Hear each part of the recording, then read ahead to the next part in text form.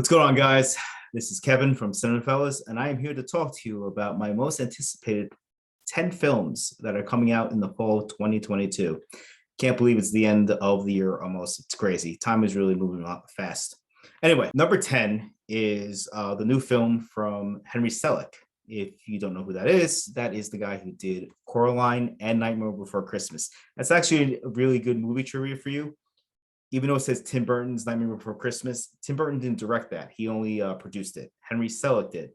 And this new movie, Wendell and Wild, starring Jordan Peele and Michael Key, voicing the two characters in this film that is stop motion. It's an animation style I love. I love CGI stuff. It's great, but it's cool to kick back and watch that art form take its purest way of basically enthralling audience members, including myself. And I'm looking forward to that one. And I know with Peele also co-writing the screenplay with Selleck that it's going to be cool because the guy's on a roll. You can't stop him. Number 9 is Babylon. This one comes from Damien Chazelle, who directed La La Land, Whiplash, and First Man, which I liked. Wasn't really a big hit. This one they have finished, and I think they are trying to cut it down and also try to market it. It's about the 1920s Hollywood or 1930s. It's old school and how crazy and out of control it was. And this movie is supposedly going to push the R rating very far. I read like the first few pages of the script that leaked online, and you have a hooker literally peeing on a guy who's enjoying it. So, it's an all-star cast too. Like everyone's in this movie. Like the top ones you'll probably know are, Brad Pitt's in it, Margot Robbie's in it, Tobey Maguire's in it, and a whole bunch of others. You can just look at the cast list, and it's extensive. It's big. So, I'm looking forward to that one. It's Damien Chazelle, and it's going to be beautifully shot, beautifully realized, production design, art direction. It's all going to be top. I know it. And, I'm looking for the trailer. The trailer should be out soon because it's coming out on Christmas. Then number 8, we got She Said. Now, for movie lovers and people in the industry, Harvey Weinstein was a very big influence on the whole scene in the 90s. He steered Miramax to always get a spot in the Best Picture nominations. Some of those movies deserve to be there, some didn't. You can look at the films for yourself and decide. But he had a lot of power in Hollywood, and unfortunately, with guys with power, they take advantage of it. They use it for evil, and you have to be living under a rock to not know what's going on with Harvey Weinstein, the sexual harassments, asking actresses to have sex for roles, and he got busted. And this movie, starring Carey Mulligan and Zoe Kazan, they played the two reporters who uncovered the story. Think like Spotlight, but instead of priests, you got the big guy Harvey Weinstein. So I'm looking forward to that one a lot. Number 7 is Tar. Tar basically just premiered at Venice Film Festival, and if you're on Twitter and you check the movie headlines, you realize Cate Blanchett is probably going to get her third Oscar, second for the lead actress category. She plays a musician. It's a true story. And it's just basically her, I think, putting on a concert, but you see her demons and she's conflicted. It's the stuff that Cate Blanchett can do and the stuff that Cate Blanchett knocks out of the park. I am very excited. Todd Fields did this. It's his first film since 2006, Little Children. Yeah, so it's it's a comeback for Blanchett. It's also we got Fields, and I love Fields' work, so I'm really excited for that one. Number 6, is Pearl. It is the prequel to X, which came out and it was loved by all of us at the site. And it's about the old lady that kills all the kids in X, and you find out how broken she is and how she became broken. It rewinds back to her youth, and Mia Goth, who played one of the people. No, she survived. One of the people in the X movie, she takes on the role of Pearl. So it's not the same character, but it's the same actress. And Mia Goth is awesome. I love Mia Goth. I think everyone at the site loves Mia Goth. And we're all excited for this because X was pretty violent and raunchy, and I think we're gonna get more of that here, and I'm very very excited for that one. Number 5 is the Fablemans, and it's Spielberg. It's Spielberg's childhood. He's telling the story how movies influenced him.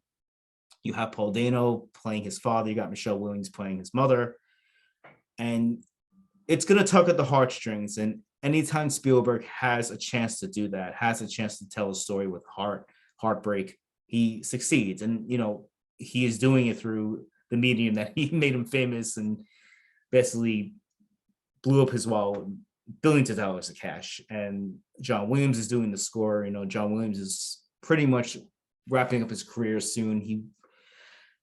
I think he said he wants to do Bond, and I think Bond will be his swan song. But I'm looking forward to the Fablemans. It's premiering at Toronto Film Festival next week, so we'll probably get a better grasp of what we'll expect. But I think it's just going to be great. It's a personal tale for Spielberg, and again, as I said, that's where he shines. Number 4, we got Black Panther 2: Wakanda Forever. Now, a lot of the Marvel stuff, it's similar. It's all the same. It looks the same. The jokes are the same. But Ryan Coogler, who did the first Black Panther, is back. And it's a sequel. After the success of the first one, it was a financial success. I think it was the first superhero movie nominated for Best Picture. Of course, they're going to let him do anything he wants. And the teaser came out, I think, last month, and it looks awesome. It has its own identity. It doesn't look like everything else that Marvel does. And, Chadwick Boseman is gone, and, they do acknowledge that in the film. T'Challa is dead, and this is about basically picking up the pieces of his death and still defending the Kingdom of Wakanda. I forgot the guy's name, the villain. I think you guys probably know, but I forgot his name. And the cinematography was great, the production was great, and Lupita Nyong'o's in it, and then Angela Bassett. You got all the greats coming back for this one, and I'm really looking forward to this one. So look out for that one. Number 3 is also a return of a famous filmmaker. We got Avatar: Way of the Water. This one is 13 years in the making. 2009 was a very long time ago. And we are thrown back into the world of Pandora, by James Cameron, who spent years developing the technology. And even by the teaser trailer, you can tell the facial animations and this overall look of this place has improved. And I really can't wait. They are releasing the first Avatar back into theaters very soon. I think at the end of the month in September, just to kickstart everyone's memory, because as I said, it's been 13 years. And I don't expect anything less than stellar from this. It's Cameron. Cameron always delivers. You may not like the story, but it's going to be a visual feast, and I can't wait. Number 2 is The Whale. Now, The Whale also just premiered at Venice, and if you see a video of Brendan Fraser crying because of the applause, and you were not, I was touched by that. It was great because Brendan Fraser has had a rough decade. He's gone through a divorce. His mother died. He was sexually harassed by a studio head that it psychologically affected him. You can't blame the guy. That's a crazy harrowing experience to go through. But he's back in the tale of a 600-pound man trying to reconnect with his daughter, played by Sadie Sink. For those of you who don't know, Sadie Sink is Max in Stranger Things, so this will be a little nice bump for her, because we'll see if she can be capable of crossing over to film, because Stranger Things is in its last season, coming up in season 5.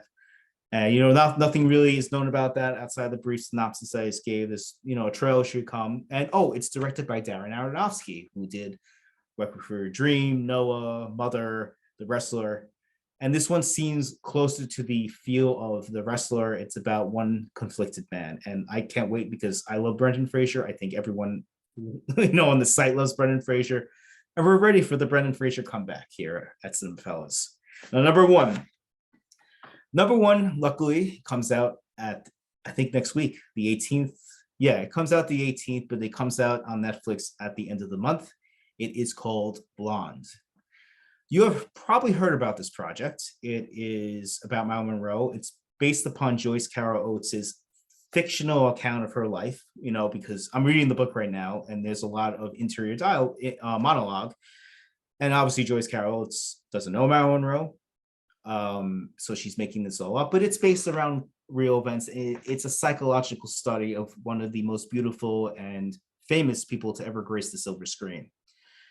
And people are up in arms about Ana de Armas playing this role, and I understand.